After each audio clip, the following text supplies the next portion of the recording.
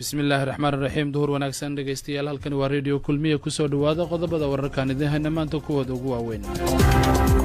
ra-iisul wasaare khayre tag balse eelreeb waa warbixin ka hadlaysa xaaladda siyaasadeed ee dalka oo aad warka ku dhagaysan doontaan. dowladda soomaaliya oo maanta dalka dib ugu soo celisay muwaadiniin soomaaliyeed oo in muddo ah ku xirnaa dalka iiraan. madaxweyne deni oo ka digay in la burburiyo jiritaanka dowladda federaalka ee dalka.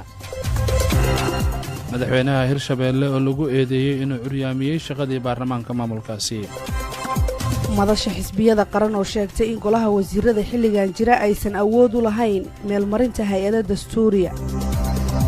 howlgalka dhana al-shabaab oo lagu dilay saraakiil ka tirsan ururkaas oo ka dhacay gobolka jubbada dhexe. dibadbaxayaal caraysan oo ka hor bannaanbaxay xafiiska ra'iisul wasaaraha dalka yuhuudda. iyo magaalooyin ku yaala dalka austraaliya oo xaalad degdega la geliyey kadib markii uu xanuunka korona dad badan soo ritay.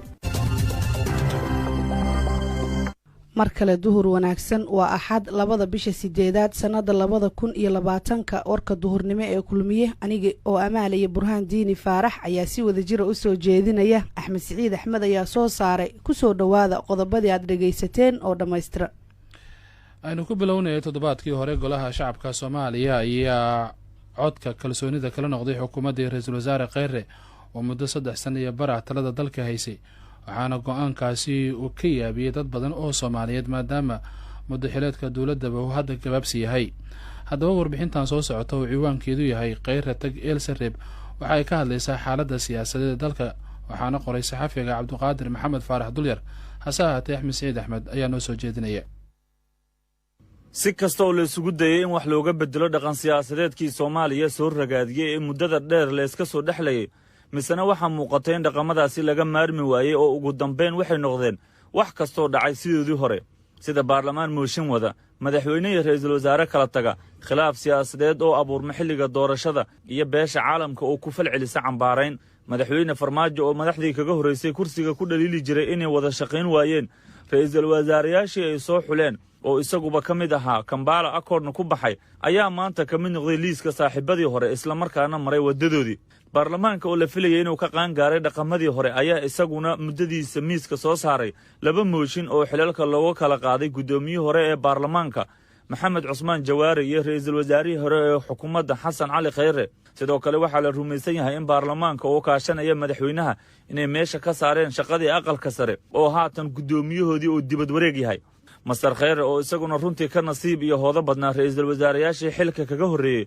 marka la fiiriyo muddada 3 sano iyo barka uu xilka hayay iyo awoodaha dheeriga ah oo isticmaalayay oo 2 fursadood oo aanay helin saaxiibadii kursiga kaga horreeyay ayaa isagana xilka qaadistiisii kidiska ahayd waxay dibadda u soo saartay in isaga iyo madaxweynihiisu ay khilaaf ku kala tageen sidaasina wuxuu uga mid noqday liiska ra'iisul wasaarayaashii khilaafka kaga baxay xayndaabka dowladda. dhanka kale inkastoo madaxweyne farmaajo iyo ra'iisul wasaare Khayre ay in muddo ah khilaafkooda hoos u qarinayeen haddana waxaa la rumaysan yahay in shirkii dhuusamareeb uu ahaa midka wax kasta oo jiray dibadda u soo saaray maadaama uu madaxweynuhu dhuusamareeb ugu tegay qorshe halis ku ah oo ra'iisul wasaare Khayre iyo madaxweynayaasha dowlad goboleedyadu isla diyaariyeen kaasoo ahaa in marka ugu horeysa meesha laga saaro baarlamaanka waqtigiisa uu dhammaanayo. qorshuhu wuxuu ahaa in marka uu dhammaado shirka dhuusamareeb in madaxweynayaasha dowlad goboleedyadu ay qaab wada tashi ah ugu yeertaan xubnaha maamul goboleedyada kuna metela baarlamaanka iyo aqalka sare si markay u kala ambadaan deegaanada laga soo doortay loo kala mashquuliyo iyaga iyo madaxweyne farmaajo waqtigana lagu dhammeeyo marka la gaaro ballanta kulanka labaad ee 15 Agoosto loo madal yahayna in dhuusamareeb la isugu tago iyada oo madaxweyne farmaajo aanay xarigiisa xoolo ku jirin dabadeedna miiska la soo saaro in doorashadu noqoto mid dadban oo ay maamulaan odayaasha dhaqanku isla markaana baarlamaanka waqtigiisu sii dhammaanayo sidaas lagu kala diro balse madaxweyne farmaajo arrintaasi ka goosqaninay ayaa soo xiristii shirkii dhuusamareeb carabka ku dhuftay in baarlamaanka la iskula tigi doono markii uu soo laabtayna waxa uu gudoonka baarlamaanka dhigaha ugu shubay shirqoolka loo maleegay isaga oo ka dalbaday inay ugu horreyn meesha laga saaro saaxiibkiisa Khayre si uu u kala dhantaalo awoodda siyaasadeed ee loo diyaariyo waxayna shaxda dhuusamareeb isku doon wada saartay madaxweynaha iyo baarlamaanka oo qorshahoodu yahay inay gacantooda ka bixin doorashada la filayo 2021 inay dalka ka dhacdo iyo in la helo waqti dheeriya oo howlaha lagu maareeyo maadaama lagu eedeeyay xukuumaddii la kala diray inay ka gaabisay qabashada doorasho qof iyo coda oo wakhtigeeda ku dhacda waxayna labadooduba waa guddoonka baarlamaanka iyo madaxweynihii weli ku adkaysanayaan inay wakhtigeeda ku dhici doonto doorasho qof iyo coda inkastoo ay arrinkaasi shaki weyn ka muujiyeen siyaasiyiinta mucaaradka ra'iisul wasaarihii hore iyo maamul goboleedyada iyo dadka rogroga siyaasadda Soomaaliya haddana ciyaar siyaasadeedka madaxweyne Farmaajo iyo guddoonka baarlamaanku ay dhawaan soo bandhigeen kuma ekaanay xilka qaadista ra'iisul wasaare Khayre ee waxaa wax ka bedel degdeg lagu sameeyay shaqaalihii xafiiska ra'iisul wasaarihii hore qaarkood waxaana shaqadoodii dardar geliyay golihii la kala diray ee wasiirada oo markaan iyagoo ku meel gaar durbaba ansixin iyo magacaabis ku sameeyay toddobaadkan sharciyo iyo heshiisyo muddo dheer miiskooda yaalay sida heshiiska ka faa'iideysiga kheyraadka dalka heshiisyada Turkiga iyo Geeska Afrika dalalka ku yaala lala galay iyo ansixinta golayaal garsoor oo sida la rumaysan yahay salka ku haya dhismaha maxkamad sare oo dastuuriya oo kala go'aamisa go'aanada hay'adaha dawladda iyo muranada siyaasadeed ee dalka taas oo loo qaadan karo sababta keentay xilligan in qorshe kale laga leeyahay haddana waa tallaabo ay ku dhiiran waayeen dhammaan madaxdii dawladihii hore ee dalka soo maray waxaanay u muuqataa in meelmarinta qodobkan uu in muddo hortaagnaa kuna fadhiyey ra'iisul wasaarihii hore Xasan Cali Khayre markasta indhafog lagu eego xaaladda siyaasadeed ee dalka waxaa hareeraha madaxtooyada ka muuqda walaac laga qabo sida ay wax u socdaan balse madaxweynaha iyo guddoonka baarlamaanka ayaa taa beddelkeeda rumaysan qaybta labaad ee warbixinta waxaan ku eegi doonaa qodobadan maxkamadda Suuriya suurtagal ma tahay in lagu dhawaaqo doorashada ka hor maxaa hor yaalla ra'iisul wasaaraha cusub ee la filayo maxaa laga filan karaa mucaaradka iyo madaxda maamul goboleedyada marka la gaaro waa maxay doorka beesha caalamka ee waqtigan uga bannaan siyaasadda Soomaaliya axmed aad buu u mahadsan yahay qaybta labaad ee warbixintan waad maqli doontaan haddii allaha awoodda la raalli ka noqdo dowladda Soomaaliya ayaa maanta dalka dib ugu soo celisay muwaadiniin Soomaaliyeed oo in muddo ah ku xirnaa dalka Iiraan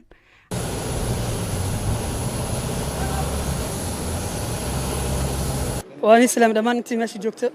anigoo faraxsan oo wadankii ku soo laabtay sida u jeedaanba qayb liwaax waxa ka qaadatay dawladda ma sha Allah ugu mahad celinaya meeshan iyo qaasatan ambassadorkeena awliye khayr Allah siiyo intaas oo bilaad asana la joogay intaas oo bilaad asana naga warhaay intaas oo bilaad asana meesha nagu haay Iiraan waxaan ka soo baxnay xabsi sanad iyo 3 bilood aan ku xirneen ma sha Allah hadana waxaan joognaa wadankeena kulay lama soo koobi karo farxadeena waa dareemi kartiin qof oo wadan shisheeye oo ku xirnaa hadana waxaan ku faraxsanahay inaan wadankayga imaado السلام عليكم ورحمة الله وبركاته مقعيب ومنى عبد أحمد وحن كمدة هاي محابيستي لغا سوداية إيران وأمباستور أولي سوداية وكفر حسنا ما أنت ومالين لغو قالي ودن كيغا أندب وغسو نقضي الحمد لله الشكر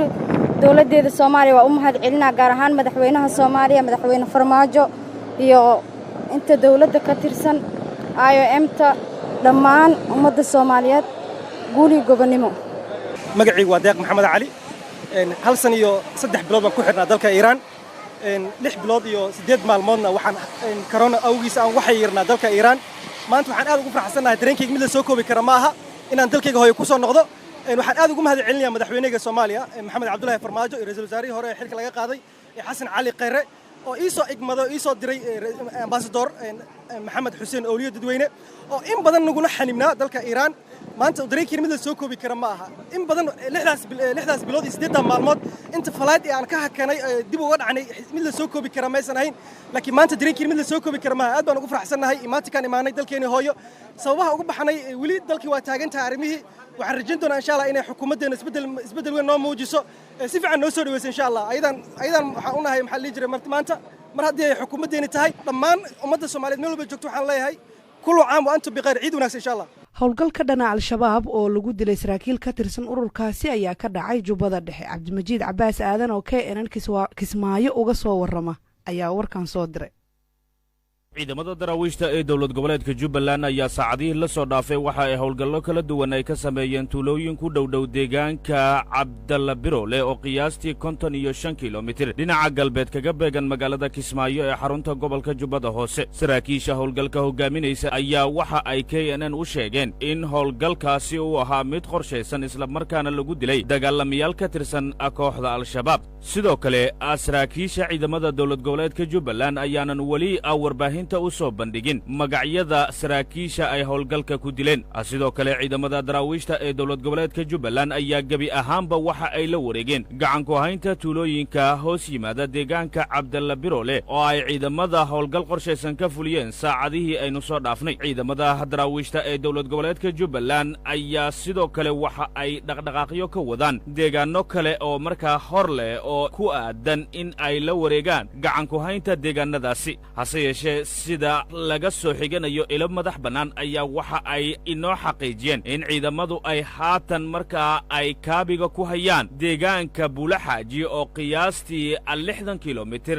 dhinaca waqooyi koonfur kaga beegan magaalada Kismaayo. madasha xisbiyada qaran ee dalka ka jira ayaa sheegay in golaha wasiirada ee xilligan jira aysan awoodba u lahayn meelmarinta hay-ado dastuuri ah. waryaheena Liibaan Nuur Xasan ayaa isha soo mariyay war ka soo baxay madashan. war-saxaafadeed ka soo baxay madasha xisbiyada qaran ayaa looga hadlay ansixintii golaha wasiirada Soomaaliya ee dhismaha hay-adda batroolka iyo xubno cusub oo lagu biiriyay golaha adeega garsoorka Soomaaliya. qoraalka ka soo baxay madasha oo ka kooban 7 qodob ayaa lagu sheegay in madashu ay aad uga walaacsan tahay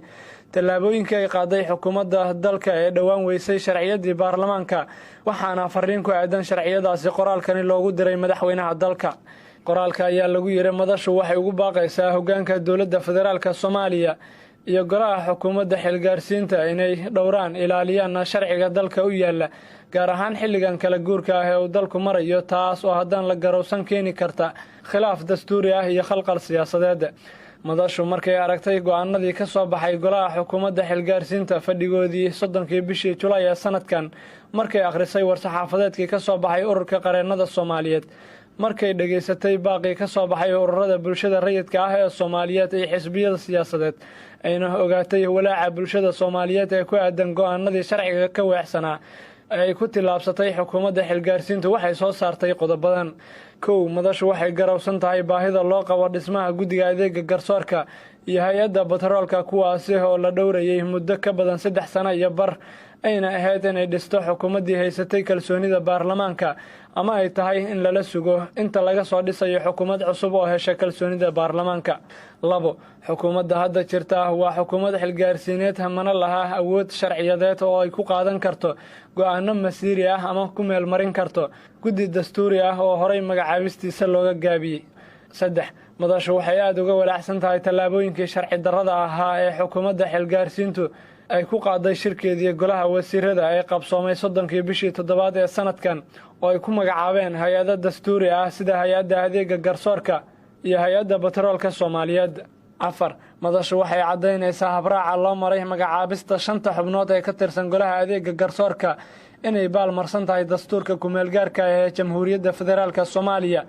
5. waxaan uga digaynaa madaxweynaha jamhuuriyadda inuusan ku soo saarin wareegto xubnahaasi 5 ah ee ka tirsan golaha adeega garsoorka inta laga waafajinayo dastuurka dalka. 6. in shaqada xukuumadda xilgaarsiintu ay ku ekaato socodsiinta howlaha caadiga ah ee xukuumadda inta laga soo magacaabayo ra'iisul wasaare haysta kalsoonida golaha shacabka, sida ku xusan dastuurka ku-meelgaarka ee dalka qodobkiisa 103.